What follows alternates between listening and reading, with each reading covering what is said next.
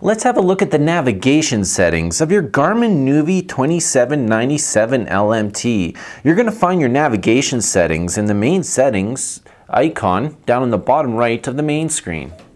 Inside here, navigation is our second option, and we have a bunch of things we can change. So let's briefly take a look inside of these menus.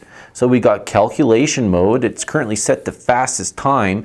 We could set to shortest distance, less fuel, or off-road. So off-road's going to just take us straight lines, and less fuel is going to try to use less fuel. Shortest distance, shortest distance. These may be very similar. Less fuel will probably keep you to more highways.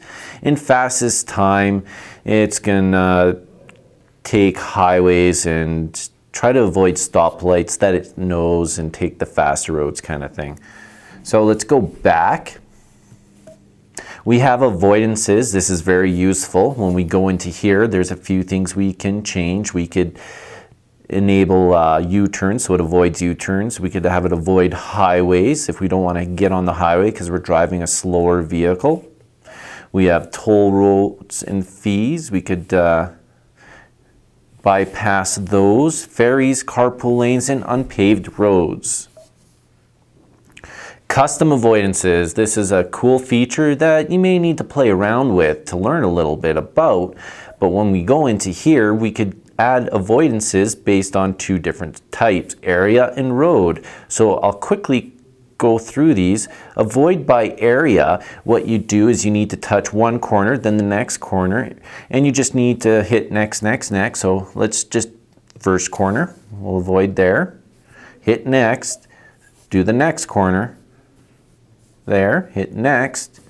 And now everything within that box it's going to avoid when creating a route. And then when done, hit done.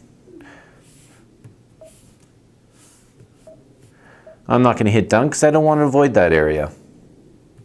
Add avoid road works very similar. What you do is you just touch one part of the road, next, another part of the road, next.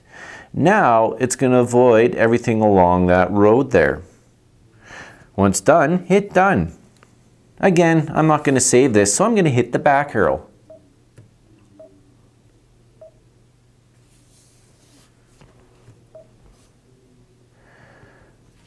We have safe mode down here. That makes it difficult for the driver to use the device while moving. You're going to want to disable this if you got a passenger navigating and playing with the unit.